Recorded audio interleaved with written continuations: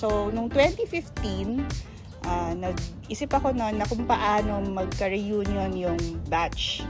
So, nung time na yon, si Limar tsaka si Mervin pa yung kausap ko.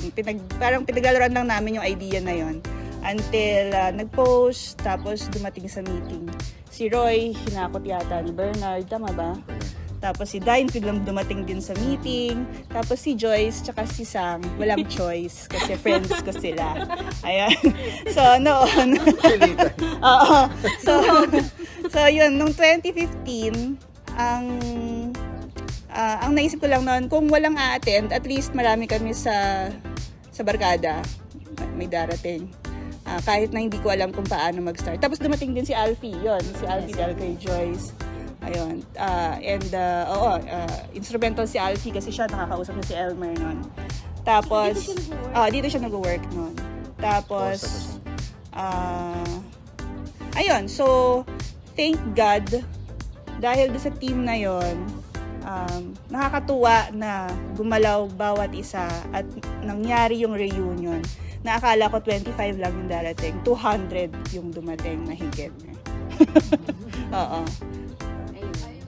Follow-up question po, paano po kaya mag-decide to be part of organizing? Let us pray, angels. Alam mo, memorable yun. Bakit? Kasi kapag narinig na natin yun sa kalagitnaan tayo ng oval.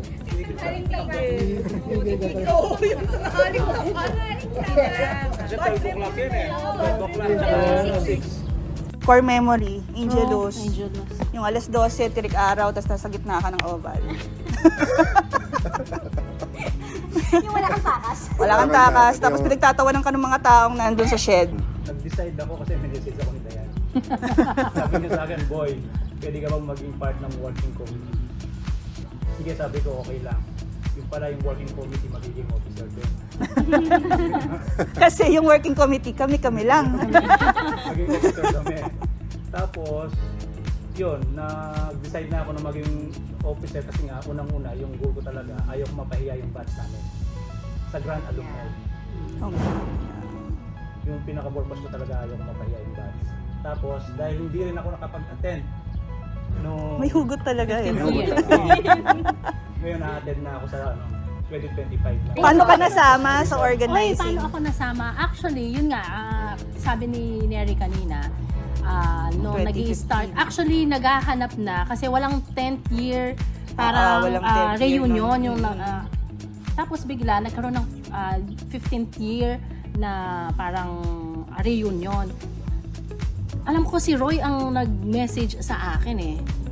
Di ba ikaw ang nag-message sa akin regarding Alala mo pa ba? Alam mo, dalawa lang yan. Either ako nag-message sa'yo, ikaw nag-message sa akin. Basta tayong dalawa yan. Oo, yun. Ganon siya. Tapos, yun, tuloy-tuloy na siya hanggang sa lahat kami, yung eagerness namin na masimulan, matapos, until such time na, andito na, 25th year na pala ang piniprepare namin. Di ba nga? Like friends tayo ni Ner, and that's what friends are for. Tsaka it's for a good cause naman, di ba? You want to reunite with your high school friends.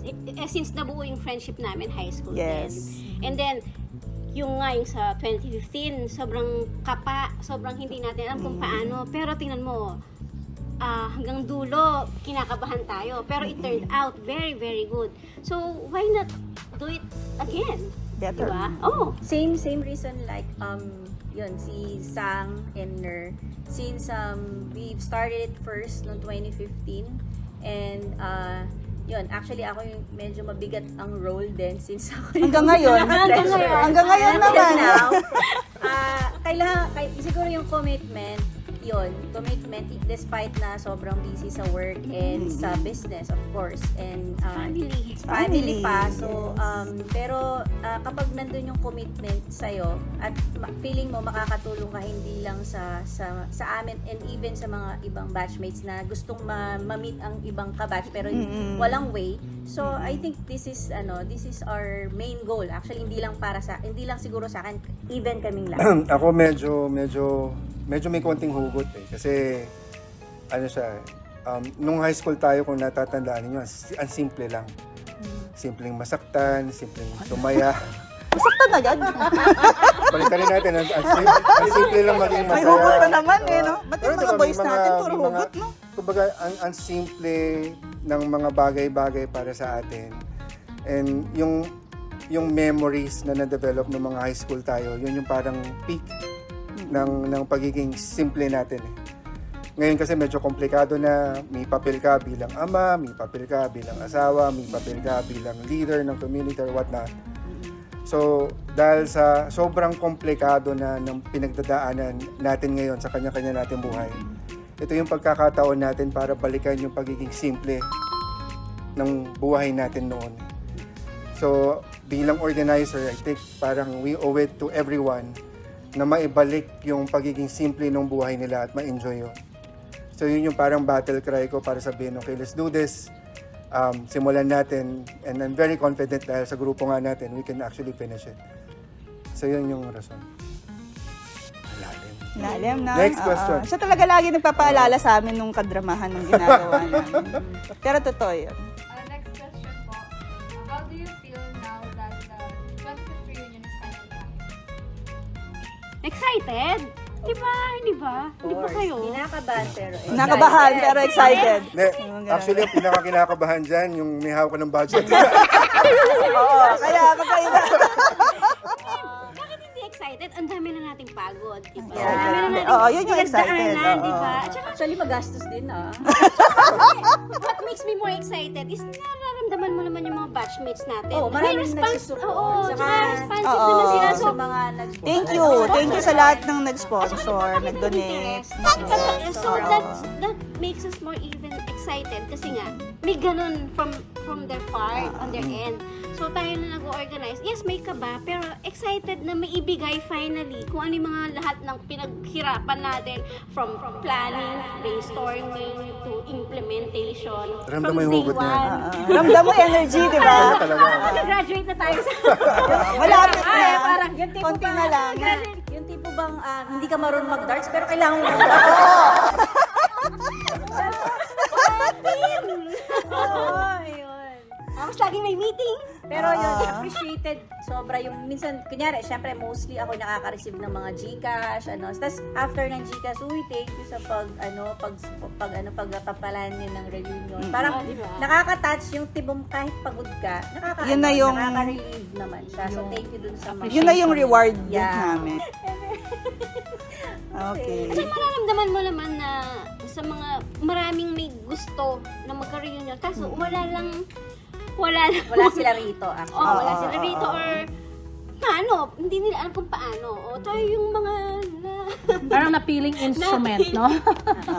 then Destined to organize. Ako excited ako mag-party.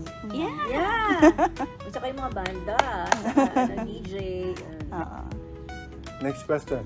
Next question po. What's your most unforgettable memory from high school? Oh, thanks. May napili ka na ba? Yung kanina. Sa daming mga memories na gusto ko nang makalimutan. Yung hindi mo Isa ka rin ba sa mga Oo, nasaktan? parang ano ba? Anyway, kahit sino naman, di ba? High school is something na parang the best memory. Yes, yes. Siguro para sa akin, dito ako nag-mature, dito ko nakita na ito pala ang buhay. Kasi all walks of life, different kasi nandito sa university na to, no? So parang lahat challenge every day. So nasa sayo na lang. So ang best memory ko siguro dito is nung unang araw ko as student ng Holy Angel University. First year ako noon. Hinahanap ko saan yung Ay, parehas tayo. Ay, SCA, SCB. Diba, Santa Clara building yun sa SJB. Diba, Kasi ganun. Naligaw ang ako laki. nun. Naligaw Ang pasok ko noon, alam ko, 7:20. Yeah, Oh, right. 7:20. Oh, 7:20. Umabot ako ng alas 8. Hindi ako nakapunta sa first class. Nakarating ako dito. Tapos, only to find out, doon, sa gilid doon. Yung, kasi, nakaka-amaze na, ay, ano to, isang barangay yata itong pinasukan to. Ang laki hindi yata kasi, siya. Ang di ba? laki kasi, Ang no? laki. Pero with that experience na natuto akong lumangoy, yung parang maging responsible and at the same time maging mapamaraan. Mapamaraan ka, dapat madiskarte. So yun yung isang tatak na Holy Angel product ka. Madiskarte, mapamaraan. Smart. Yan, totoo yun, street smart. Tsaka i-add ko lang yung Angelus, yung kanilang yung kanina. pinag-usapan. Kasi habang yan, di ba? Yung 12 noon at saka 6 p.m. kasi mag-ano yun. Tigil ka talaga. So kahit saan ka, kahit anong ginagawa mo, kailangan tumigil ka. Eh dati kasi yan, open field yan, no? Open ground yan, oval yan, maalikabok, no? Swerte mo kapag dinatnan ka, nasa gitna ka dyan. No choice ka talaga, tatayo ka, titigil dapat, no? So yun yun.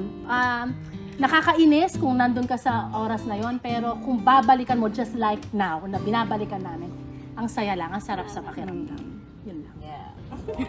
Any other? I-add ko lang yung kay Dayan. Ako rin yung pinaka-memorable ko yung unang-unang araw ko sa Holy Angel. Kasi doon, pagpasok mo sa Holy Angel, hindi mo makikita yung sa likod. Makikita nyo lang doon yung building na maliliit doon sa harap na yun. Tapos ang lawak Paglabas na mo siya. ng grandstand, doon mo makikita yung buong Holy Angel. Ang laki pala. Maliligaw ka talaga pag bago ka. Oo nga, grandstand pala yun. Grandstand. Oh, grandstand kasi yun yes, dati. grandstand. Over ng grandstand, wala talaga Wala talaga. Anong view dito? Black na kayong view dito. Pagpasok mo ng grandstand, paglabas mo, di ba may maliit lang na yun? Oo, tama. Makikita mo yung buong Holy Angel. Yeah. Oh, i-add mo pa yung mass demo, di ba? Ay, oo, mas mo. Yung mass demo. Oh, wala nang ganon. Grabe, mas demo na yan. Ako naalala ko, kung titingnan nyo lahat ng mga bakod dyan, lahat yan naakyat na namin. Kasi sa Holy Angel, kung naalala nyo pa nun, Bawal eh. from 7 up until 5, bawal, so basically morning till afternoon, bawal lumabas ng mga estudyante. So mayroong mga grupo dito, kasama ako doon, na lahat na ng bakod dyan, no, Pader, sa no? Camayan area, dito, so talaga lulundagan namin lahat yan. So kung napapansin ninyo, tinasan nila yan dahil sa amin yun. Sa amin Ikaw yan. pala yun. Meron kaming isang pagkakataon na hinabol kami ng guard hanggang sa simbahan. Oo, dahil nga namakot kami.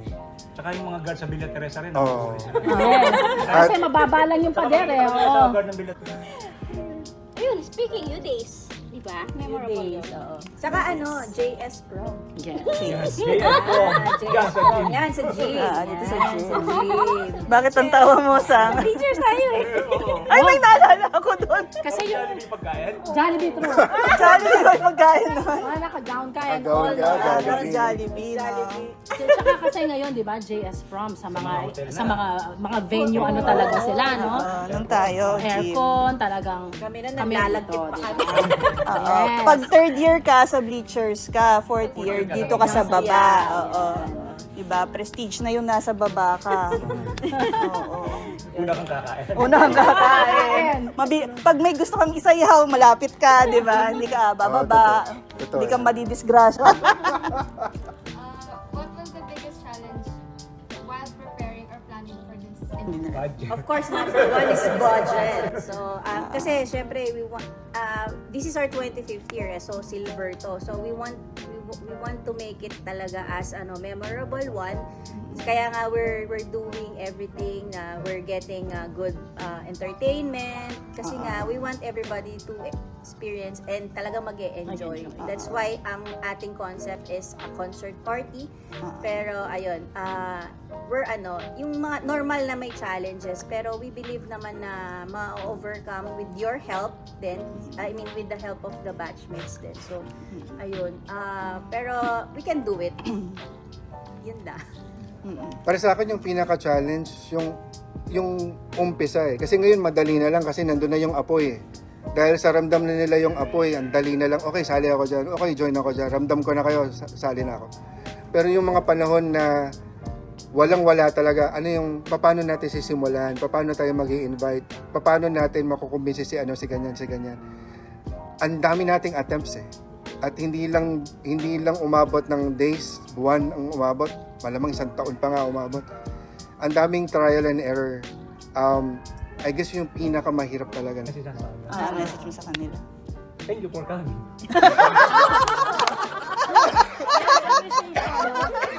Yeah. Thank you. Kasi Oo naman. nag-attend kayo. Sabi kasi- Kung hindi sila nag-attend, hindi Wala, naman- wala. Oo, wala. Oh, walang celebrate. Lalo thank you sa mga sponsor. Yes. Sponsors. Thank you. Next to it is enjoy. Ito ginagawa namin actually, hindi lang para sa amin, para sa lahat, no? Something na i-cherish the next generation, yung mga anak namin, mga apo namin, na parang isa to sa parang maibabahagi naming lahat together with our batchmates na we have to enjoy every moment, and ang pag-enjoy is libre. Libre siya. So enjoy. Yun. Hope the reunion will serve as the start of reconnection. Kaya nga, reunion. No? So, let's hope for na magkakasama pa rin tayo for 50th. Diba? Yes, claim it. For the jubilarian. Oo, Jubilarian tayo. 20% discount. Sa December na. Siyempre, after this reunion, GA. Yay! Magkakasama tayo. December 30. Tayo naman din yung magkasama nun with the other alumni. Nasabi na nila, thank you for coming, for attending. Enjoy, syempre. Kung ano man yung mga pinagdadaanan natin, isang tabi muna natin sa ngayon at mag-party tayo. And again, thank you sa lahat ng nag-donate, mga sponsors, sa lahat ng appreciation. And yung sa GA, kung dito ko na rin ba sasabihin na, ayun, so, this reunion is just the start. Marami pa tayong pagdadaanan, batchmates.